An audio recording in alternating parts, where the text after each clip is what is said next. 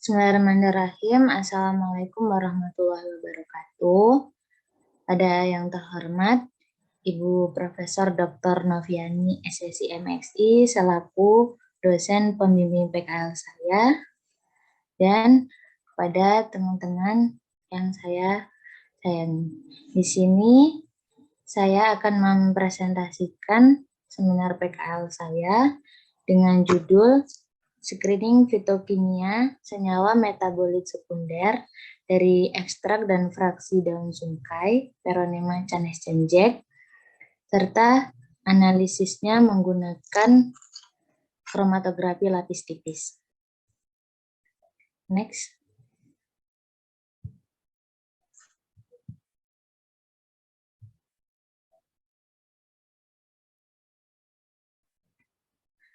Latar belakang. Indonesia merupakan salah satu negara tropis yang kaya akan tanaman obat dan sangat potensial untuk dikembangkan, namun belum dikelola secara maksimal. Kekayaan alam tumbuhan di Indonesia meliputi 30.000 jenis tumbuhan dari total 40.000 jenis tumbuhan di dunia, dan 940 jenis diantaranya merupakan tumbuhan berkhasiat obat. Departemen Kehutanan tahun 2010. Dalam tumbuhan tersebut terdapat senyawa metabolit sekunder yang merupakan zat bioaktif, di mana zat bioaktif tersebut berfungsi sebagai anti kanker, anti tumor, anti malaria, dan anti mikroba. Salah satu tumbuhan obat yang banyak tumbuh di Indonesia dan banyak dimanfaatkan adalah tumbuhan sungkai, Peronema canescenjae. Pada suku Dayak di Kalimantan Timur, bagian muda daun sungkai digunakan sebagai obat pilek, obat demam, obat cacingan, dan dijadikan mandian bagi wanita selepas bersalin, serta sebagai obat kumur untuk mencegah sakit gigi. Selain itu, di daerah Curug Provinsi Bengkulu, daun sungkai juga digunakan sebagai obat penyakit malaria. Kitagawa tahun 1994. Selanjutnya, pada penelitian yang dilakukan sebelumnya oleh Isnaini pada tahun 2020 menyatakan bahwa ekstrak etil asetat daun sungkai mengandung senyawa metabolit sekunder jenis flavonoid, terpenoid, dan saponin yang kemudian memiliki sifat toksik dengan nilai LC50 sebesar 278,631 mikrogram per mililiter.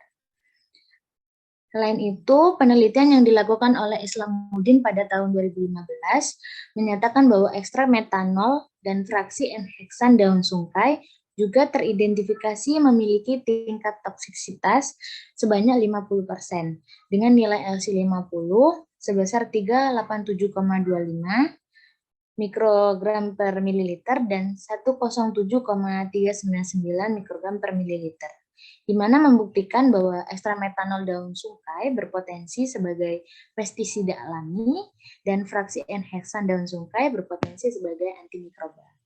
Berdasarkan uraian tersebut, maka perlu diketahui informasi yang memadai tentang golongan senyawa metabolit sekunder yang terkandung di dalam daun sungkai tersebut, agar penggunaannya lebih optimal. Mengingat kondisi geografis masing-masing daerah berbeda, kemungkinan adanya perbedaan dalam kandungan senyawa metabolit sekunder yang terdapat pada tumbuhan tersebut.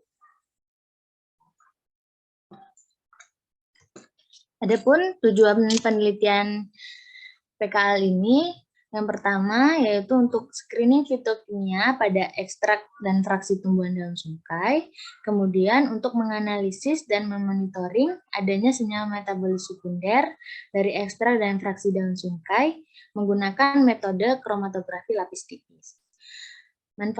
Manfaat dari praktik kerja lapangan ini yaitu diharapkan memberikan informasi awal tentang senyawa metabolit sekunder pada ekstrak dan fraksi tumbuhan daun sungkai yang kemudian dimonitoring menggunakan metode kromatografi lapis tipis. Untuk waktu dan tempat penelitian PKL ini dilakukan pada bulan Juni hingga bulan Oktober tahun 2021, bertempat di Laboratorium Kimia Organik, jurusan Kimia, Fakultas Matematika dan Ilmu Pengetahuan Alam, Universitas Lampung. Kemudian untuk determinasi tumbuhan dilakukan di Herbarium Bogoriens, bidang botani, Pusat Riset Biologi LIPI Cibinong, Jawa Barat.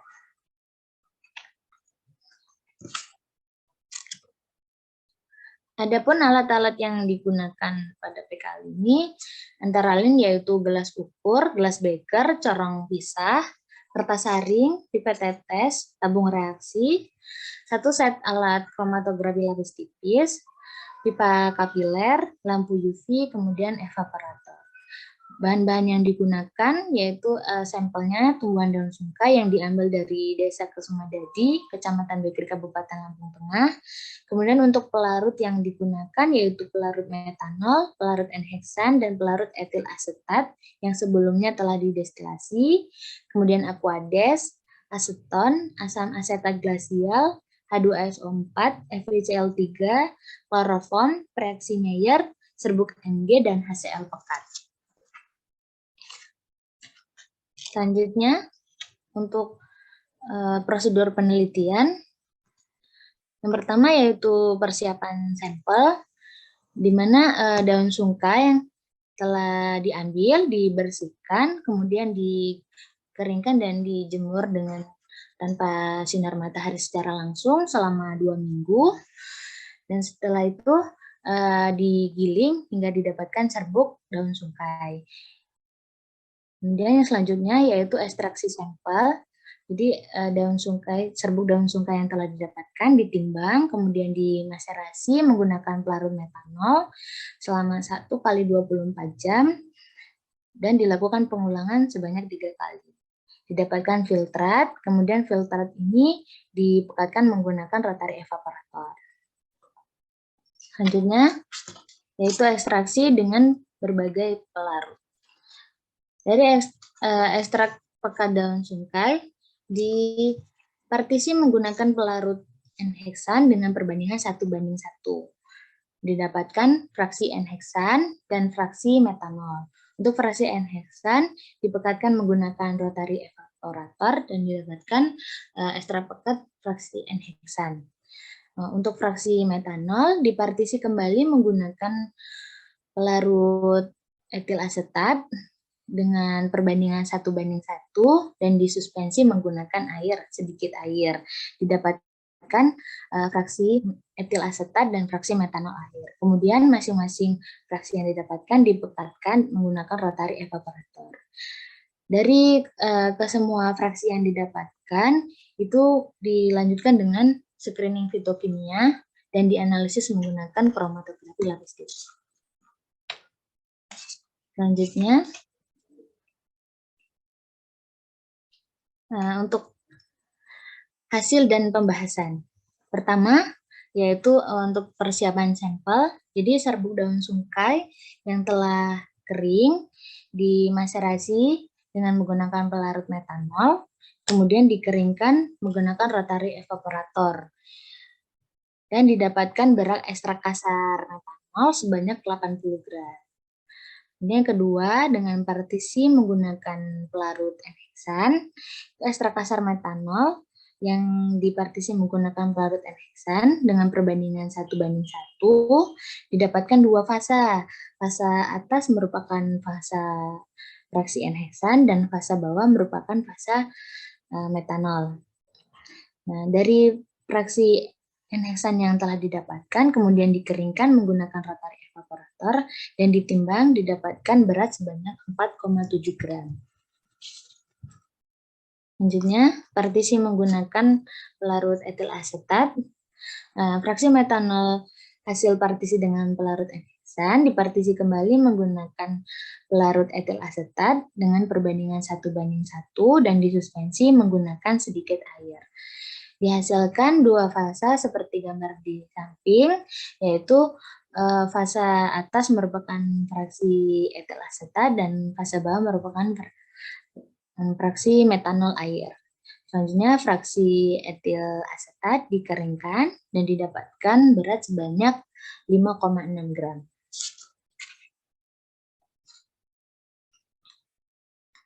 Selanjutnya, hasil screening fitokimia dapat dilihat dalam tabel berikut, di mana pada screening fitokimia ini menunjukkan bahwa ekstrak metanol positif mengandung senyawa tanin dan flavonoid. Untuk fraksi heksan itu positif mengandung senyawa steroid, alkaloid, dan flavonoid. Untuk fraksi etil asetat itu positif mengandung senyawa saponin, terpenoid, tanin, dan alkaloid. Dan untuk fraksi metanol air itu positif mengandung senyawa tanin, alkaloid, dan flavonoid.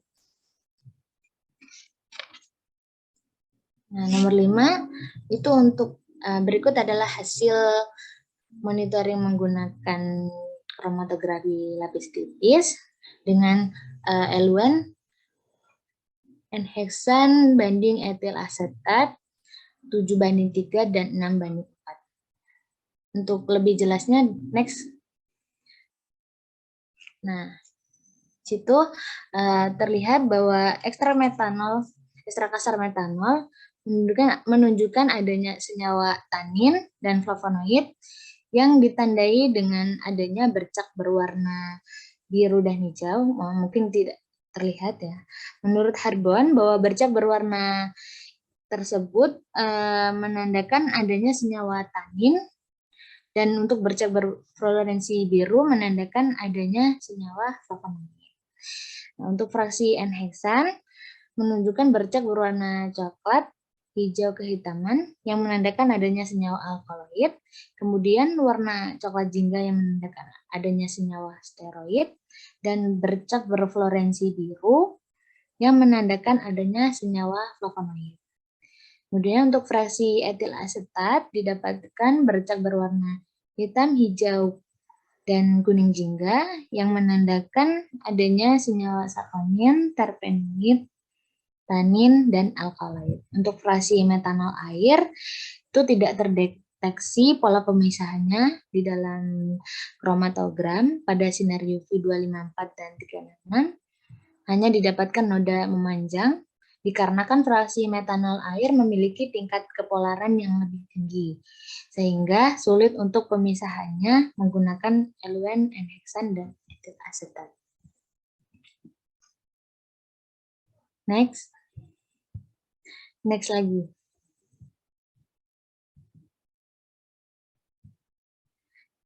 Terakhir yaitu untuk kesimpulan dan saran. Untuk kesimpulannya, yang pertama berat rendemen dari ekstrak kasar metanol yang didapatkan adalah sebanyak 80 gram. Untuk berat rendemen fraksi N-heksan yaitu 4,7 gram dan berat rendemen fraksi etil asetat yaitu sebanyak 5,6 gram dan fraksi metanol air sebanyak 2,73 gram. Untuk yang kedua, pada analisis screening fitokimia, ekstrak kasar metanol positif mengandung senyawa golongan tanin dan flavonoid. Untuk fraksi N-heksan mengandung senyawa metabolit sekunder golongan steroid, alkaloid, dan flavonoid. Untuk fraksi etil asetat positif mengandung senyawa metabolit sekunder golongan saponin, terpenoid, tanin, dan alkaloid. Dan untuk fraksi metanol air positif mengandung senyawa metabolit sekunder golongan tanin, alkaloid, dan flavonoid. Pada analisis kromatografi lapis tipis, hasilnya masih banyak senyawa yang terkandung di dalam fraksi-fraksi daun sungkai dan menunjukkan sesuai dengan screening fitokimia. Kemudian next saran, selanjutnya yaitu saran berdasarkan praktik kerja lapangan yang telah dilakukan. Berdasarkan praktik kerja lapangan yang telah dilakukan, ada beberapa saran untuk penelitian selanjutnya, yaitu pertama, dalam melakukan partisi atau fraksinasi menggunakan pelarut etil asetat atau pelarut lainnya agar lebih sedikit menggunakan Aquades agar tidak menyebabkan fraksi yang dihasilkan cepat berjamur atau sulit terdeteksi di dalam analisis kromatografi lapis tipis. Kemudian yang kedua, melakukan penambahan sampel daun sungkai agar mendapatkan senyawa yang lebih banyak. Yang ketiga, dalam melakukan penotolan sampel pada KFT, diharapkan tidak terlalu encer ataupun terlalu kental agar hasilnya lebih maksimal. Dan yang terakhir, perlu adanya uji yang lebih lanjut untuk mengetahui aktivitas senyawa metabolit sekunder pada tumbuhan daun sungkai.